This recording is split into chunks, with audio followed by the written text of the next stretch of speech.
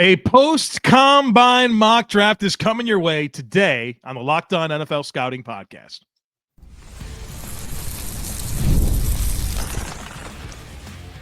You are Locked On NFL Scouting with the Draft Dudes, your daily podcast for NFL and college football scouting. Part of the Locked On Podcast Network, your team every day. What's better than this? It's guys being dudes here on the Locked On NFL Scouting Podcast. We're the Draft Dudes. I'm Joe Marino from Locked On Bills. He's Kyle Crabbs from Locked On Dolphins, and we are your NFL experts here with you daily to talk team building across the league on the Locked On NFL Scouting Podcast with the Draft Dudes, part of the Locked On Podcast Network, your team every day. Want to issue a big thank you, shout out, and welcome to our everydayers. Those of you who never miss a single episode, we appreciate y'all being here very, very much. Joe, happy National Indiana Pro Day to you. Getting started with those? Is that the first one? Yesterday we had two. We had two pro days yesterday. Ball State and Miami of Ohio. Wow. Incredible. And now we have Indiana today. We have Purdue tomorrow.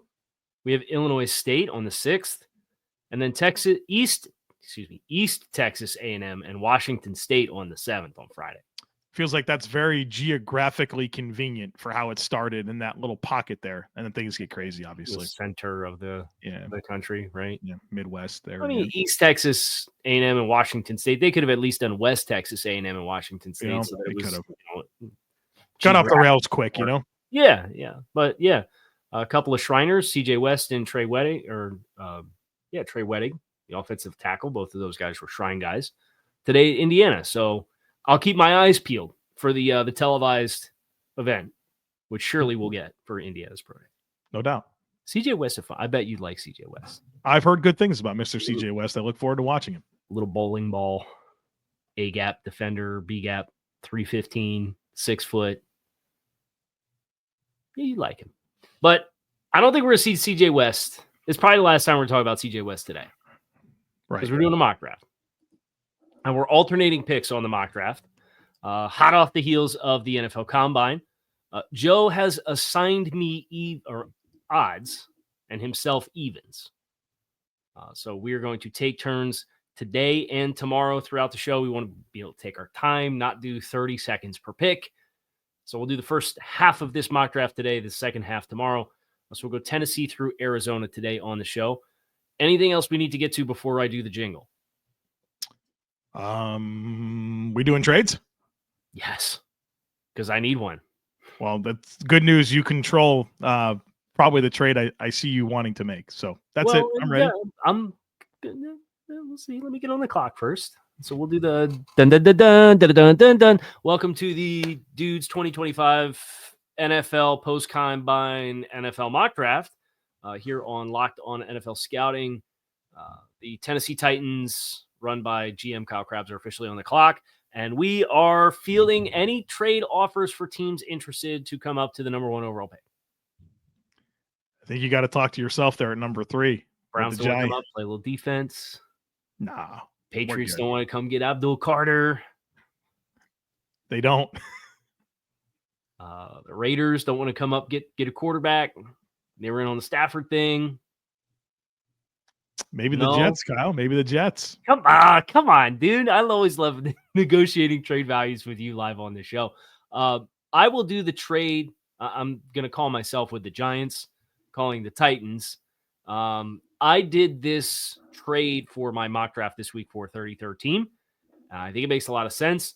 And I don't know where Dane Brugler said it, but Dane Brugler said a pair of day 2 picks would probably facilitate a swap to get the Giants to the number 1 overall pick, which is what I did. I had 34 and then a future 3 going to the Titans for the New York Giants to get up. We'll see if this thing actually gets done predictably, Joe, before next week when the negotiating window opens. That'll be really interesting. Might want to get it done before if you're the Titans, lose leverage if the Giants sign the quarterback. Right. So I'm going to flip up. Giants are now going to come up to number 1 overall, and the Titans are going to drop down to number 3, and the Giants are going to select Cam Ward, quarterback, University of Miami. We need a quarterback answer here in New York. We are firmly on the hot seat. We need to get some positive momentum trending in our direction and need to have a direction. And I think this achieves that for the Giants for a modest cost to go up 2 spots to number 1. Cam Ward is the pick. All right, Cleveland Browns at number 2. Whether they trade Myles Garrett or don't, they have a need for pass rush. And Abdul Carter, not the number 1 pick in this scenario, he falls right to Cleveland at number 2. I think that if the Browns are not going to pick a quarterback, they'll certainly add a veteran. And I think they'll want to use this pick on a trench player. I feel like that's where they're going to kind of prioritize their needs. So that dismisses Travis Hunter as either a corner or a receiver. I think they go with the pass rusher here in Abdul Carter out of Penn State. Okay. So the Titans moved down. In a perfect world, would have drafted Abdul Carter, but I did know this was a possibility. What did you see what Adam Schefter said about the Browns and their pick at 2? It was like last week. It might have been on McAfee. He said one of the things he's most confident in for this year's draft is that the Browns are going to draft a quarterback at number 2. Really? Yeah. Which, if you think about it from like how Andrew Berry, like they have a very robust analytical influence on their decision making of their team, right? I think it probably makes some sense to consider how they view the economics of that position and that opportunity that they have with the top of draft pick there at number 2.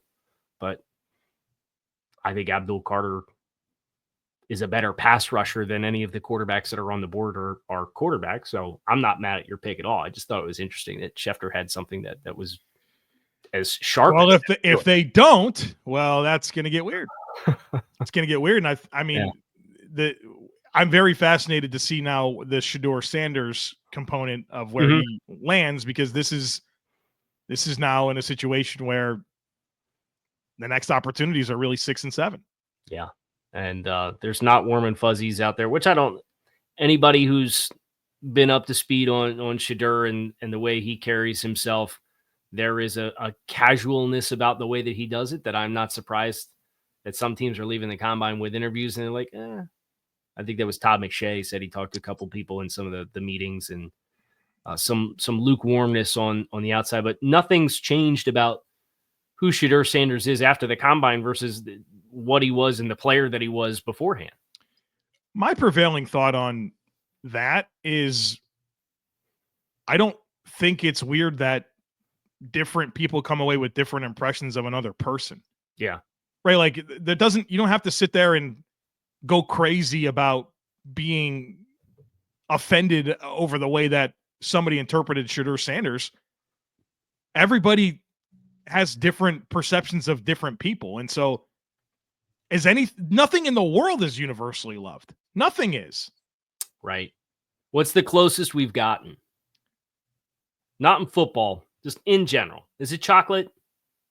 Nah, dude, because then people are going to be going crazy about what dark chocolate's better or chocolate's not good. It's only have caramel and peanut butter mixed in. The bucket of chocolate is pretty included in. Everybody loves some variation. I think ice cream. Ice cream is probably the one. Let us know. What's the thing that is most universally loved? Universally loved thing in the world. Puppies. Boy, if you don't like puppies, then kick rocks. Who doesn't love puppies? We're doing a whole separate mock draft here. I know. Well, the Titans are going to pick Travis Hunter here, moving down 2 spots. It really feels like their pulse on this is they're not in a rush. They shouldn't be in a rush when you consider the organizational changes that were just made with the commitments made. So to play a little bit more of a long game, take a rare talent like Travis Hunter here with now getting picked 34 and a future day 2 pick to move down 2 spots is not a bad arrangement for the Tennessee Titans. All right, I'll sneak in my pick here for the Patriots at number 4. We're gonna. What I like about this is the timing, and we're gonna shake some stuff up here. We're going with Armand Membo. I knew it. The tackle from Missouri, number 4. I think what's nice about that is the Patriots have a need at right and left tackle. So if they feel like they just want to keep him at right tackle, fine. But I think Membo did a lot since, obviously a great season, but Senior Bowl, Combine feels like an absolute answer. And the Patriots have got to find some offensive line help bigger than anything they got to address. We're going Memba to the Patriots. Yeah, I like it. All right, we got a lot more picks. Jaguars coming up next. Folks, be sure to stick with us. When the game tips off, the NBA action is just getting started, and there's no better place to get in on it than FanDuel, America's #1 sportsbook. With FanDuel, you can place live bets throughout the game. So even if you miss the opening tip-off or want to bet on a fourth quarter comeback, you can stay in the action. And if you're looking for a bigger payout, you can even combine your live bets into a same-game parlay. I love using FanDuel's live betting feature because it keeps every moment of the game exciting, whether I'm backing my team for a late-game rally or picking a player to hit a clutch three. Never feel like I miss my chance. Plus, the app is easy to use, and when you win, you get paid instantly.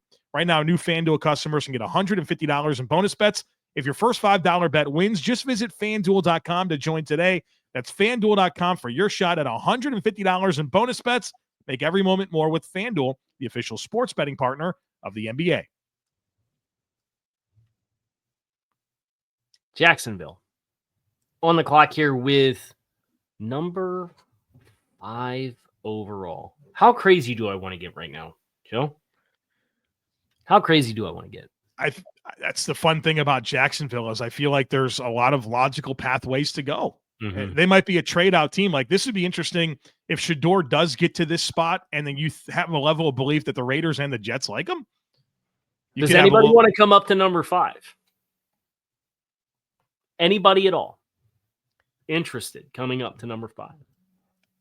The Raiders might if we need to know if the Jets. Oh, what's this? My phone's ringing with the New York Jets. Oh gosh, you're gonna pin me against you here. Hello, GM Kyle in East Rutherford, New Jersey. There's another call coming in. Another call coming in. Call. Let me call you from back. Las Vegas, Hello. Nevada. I saw this was a Las Vegas area code. Can I help you? Yeah, we'd like to move into your pick. Oh, okay. You want to do a pick swap? I conveniently enough was just talking to somebody else about my pick here at number 5. Oh wow, Jacksonville, different management, but they did this. What was it? 2 years ago or last year? Yeah, it was 2 years ago. It was the Kincaid trade, and they moved down like three times one spot in succession or something like that. Yeah. So Shad Khan's seen this page out of the playbook before. What picks would you like to offer me to do a pick swap of 5 and 6? We're going to offer you Michael Mayer and pick 68.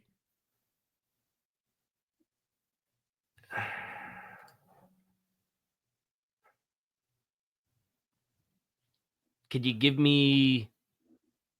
I don't want Michael Mayer. I've got Evan Ingram. I've got Brenton Strange, who was a second-round pick. We feel pretty highly about him. Could you give me 68 and a 5? Done. All right. Good doing business with you. The New York Jets are now on the clock, or the Las Vegas Raiders are now on the clock at number 5.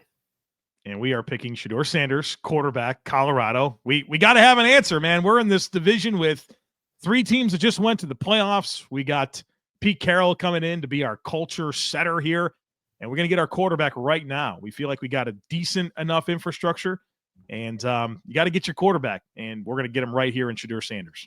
Wonderful, which puts Jacksonville right back on the clock. How crazy do I want to get right here, Joe? This pick for me is between the 2 Michigan defensive tackles, Mason Graham and Kenneth Grant.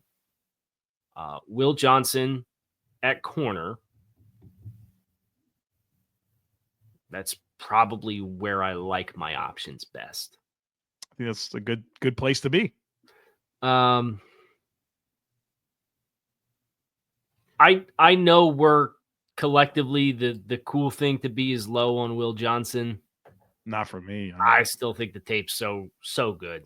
And you have a chance to pair him with Tyson Campbell, get a pair of big corners to work with on the outside, premium position. I'll take Will Johnson at number 6 for the Jacksonville Jaguars, which now puts the New York Jets on the clock here with the number 7 overall pick. This is also my selection.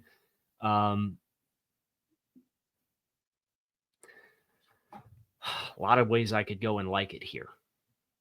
I could like a pass rusher with some size. I could like an interior defender in general. Don't really love my offensive line options here, but they do have a need at right tackle. Could go wide receiver. I could go corner. I'm going to shake things up a little bit. The Jets have a very dynamic, twitchy interior defender in Quinnen Williams. I'm going to pair him with Kenneth Grant. I like it. Defensive tackle from University of Michigan. The athleticism upside here is off the charts, and they've gone after a couple of players that are from the same subsection of defensive tackles. Think about Javon Kinlaw and what Javon Kinlaw could have been when the 49ers picked him in the top 15. Grant has a chance to be that and really changes the math for all that speed that they have at linebacker and in the back seven. So I'm going to go Kenneth Grant here to pair with Quinnen Williams. Like it a lot. I've got the Carolina Panthers here at number 8, and we need to help this defense in a big way. And I believe in starting with the trenches, and we're going to get Derek Brown back, but we need some friends for him on this D-line. We're going to go Shamar Stewart, the edge rusher out of Texas A&M, blew up the combine, has dropped the weight, unbelievable physical package here in terms of size, athleticism, untapped potential. Give him to Coach Avero and let him go to work and get this defense right. And I think that starts by adding more to the front, and we do that in Shamar Stewart. Okay.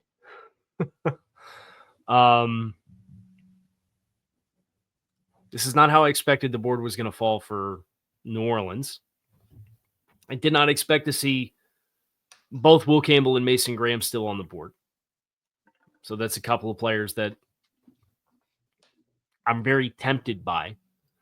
I'm also very tempted by Jahdae Barron for them.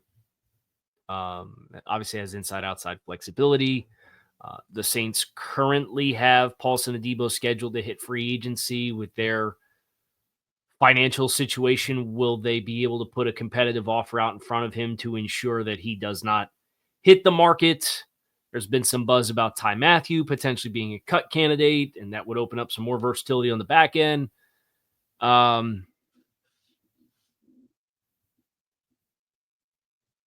did see a follow-up on playing weight for Mason Graham, by the way.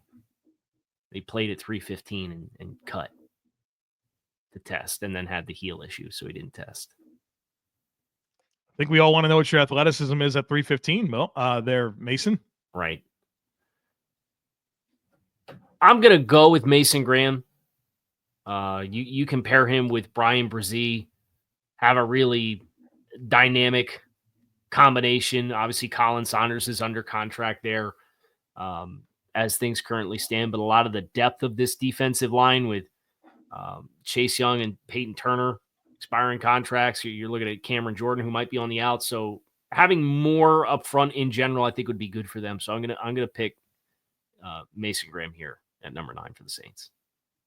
The slide stops for Mason Graham. The slide stops at number 10, where I'm picking for the Bears for Will Campbell, the offensive lineman out of LSU. What a dream this is for Chicago, right? To get this caliber of offensive lineman. Obviously the need. I think if you don't give the Bears an offensive lineman, that could be trouble from the Bears fans. They're not going to like that, especially if Will Campbell is available. So clear need at guard, athleticism, physicality, football IQ. What an addition. I think this is one of my favorite picks so far, an easy one to make. Yeah. You want to keep going? You want to break? Let's go to break. The top 10 is done. We got 11 through 16 on the other side of it. Folks, be sure to stick with us.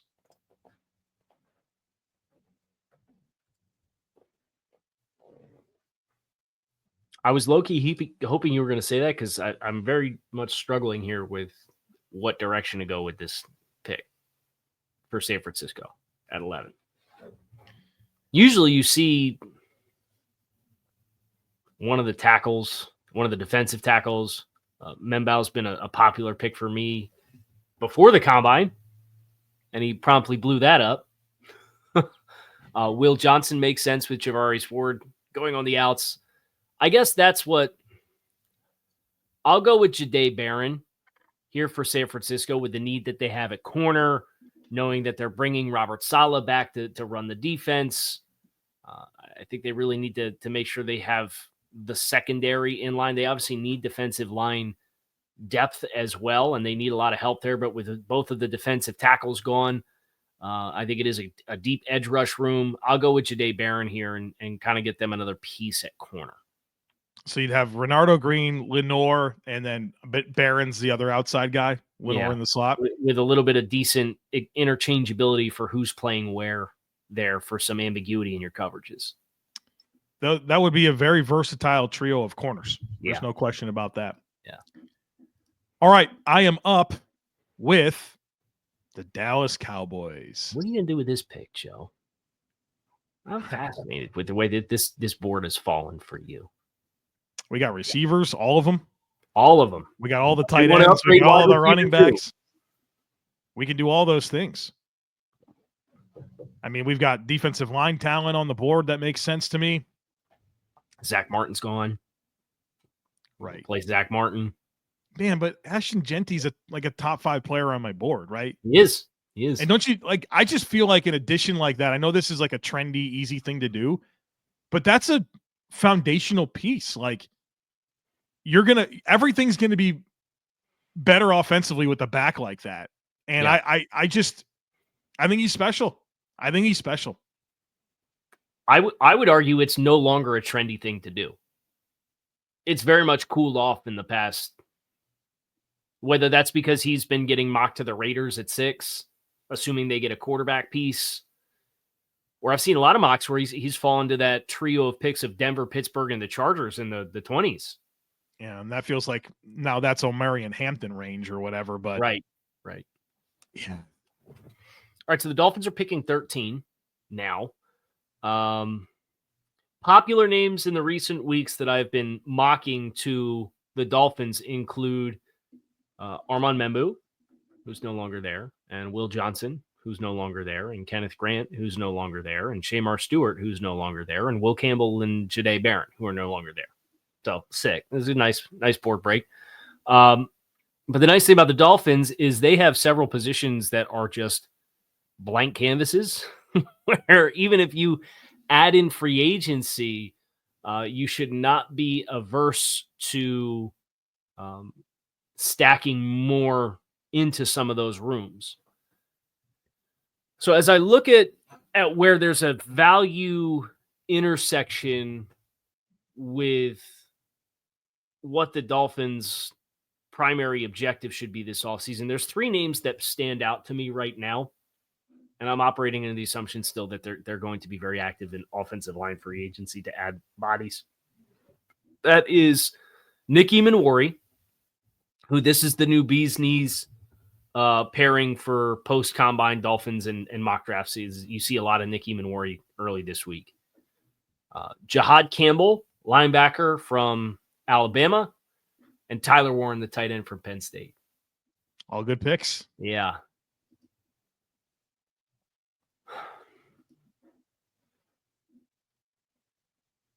I'm going to go with Jahad Campbell because he can contribute to your defense in every phase. And that linebacker 2 spot, I think, is kind of restrictive versus how you've seen this scheme be successful in operating in other places. Having a combination of linebackers that can really help move the needle for you and play in coverage and play in space, but can play physical and can play in deficient boxes, but then can also rush the passer. Like, that's what Jahad Campbell is. And Jordan Brooks was a lot of those things last year, but the other spot was really problematic for mismatches that gave the Dolphins a lot of fits. So I'll go with Jahad Campbell here at 13. Good selection. I have the Colts at 14, and they tried to move up for Brock Bowers last year, right? Yeah. Boy, what an opportunity right now to just draft Tyler Warren. Yoink. and give us that. They're different in some ways, but like a guy that could be a mismatch player for you that brings a physical element.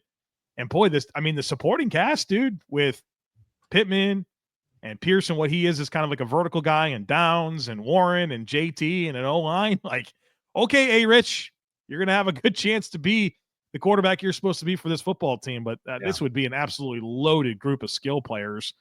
And, I think Tyler Warren, obviously a need, but also a value here. I don't think it's rare to see him going higher. And so I think it's a good marriage of need, value, impact, all this stuff here. I would like to open my phone lines one last time today for anybody that sees anybody that's on the board that might just be too good to be true and wants to make a pick here at 15.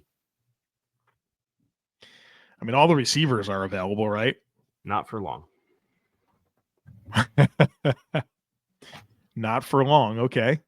Okay, my phone lines are silent. So we're going to do the thing for Atlanta where you have Drake May, you have Bijan Robinson, you have whatever you're going to get out of Kyle Pitts on any given week. But when I think about how good Michael Penix was pushing the ball down the field, I feel like that's an area where right now the rest of the wide receiver room is Darnell Mooney, who's a fine NFL player. Ray McLeod, Rondale Moore, and Cardero Hodge are both expiring contracts for you, set to hit free agency. I want a weapon that has the ability to stretch the field, has the ability to win with speed, and that is Matthew Golden, the wide receiver from University of Texas, had transferred in, obviously blew the doors off with his combine testing.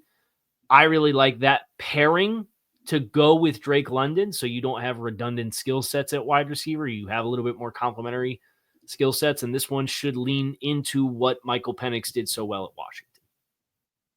Hard to be mad about that. I think the world of Matthew Golden. So interesting wide receiver 1 at 15. Tet McMillan sliding a little bit here. That's gonna be a potentially very explosive passing game. Yeah. Especially, man, that's exciting. All right, last pick of the day. I have it. It's the Arizona Cardinals. We just need players for this defensive front.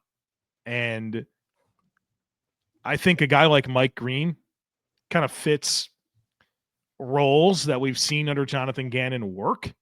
And so if everything checks out character-wise with Mike Green, I could see him being exactly the type of player that can be released in that Dennis Gardeck, Hassan Reddick role for this defense and use his athleticism, his flexibility, his functional strength, despite being a little bit smaller, to be that like havoc wreaker off the edge. Yeah. And they need that in a big way. And so Mike Green here to the Cardinals at 16. You get him and a healthy BJ Ojulari, and that pass rush might look a little different versus what it did last year. Yeah, and I mean, obviously before that too. First round pick in Darius Robinson, they really didn't get anything out of him right with the injury. So like that'll be nice. And they got a ton of expiring contracts with Lopez and Collier's an expiring contract. Tonga's an expiring contract. Like there's going to be a lot of new names in this front. And I think it'll be an approach of free agency and the draft to kind of get some answers. They'll probably be excited about that. I think that's a good group to have an infusion, and it's synced up well with where there's value in this year's opportunities to add new players. Yeah. So full rundown. We had the New York Giants trading up to number 1 and drafting Cam Ward. Abdul Carter went 2 to the Browns. Travis Hunter 3 to the Titans. Armand Membu at number 4 to the New England Patriots. Shedeur Sanders at 5 to the Raiders, who traded up 1 spot to play defense against potentially the New York Jets, coming up from number 7. Jaguars, after moving down 1 pick, draft Will Johnson. Kenneth Grant goes to the Jets. Shamar Stewart goes to the Panthers. Mason Graham goes 9 to the Saints. Will Campbell 10 to the Chicago Bears. Jahdae Barron, defensive back, to San Francisco. Ashton Genty goes 12 to the Cowboys. Jihad Campbell, linebacker, to the Dolphins. Tyler Warren, tight end, to the Colts. Matthew Golden, wide receiver, to the Falcons. And Mike Green to the Arizona Cardinals. What will the second half of this mock draft bring? That's what we will find out tomorrow. So we hope you will come back and see us then here on the show. I'm Kyle Crabbs. He is Joe Marino. We appreciate you guys as always for checking out the show. Make it a great rest of your day. We are out of here.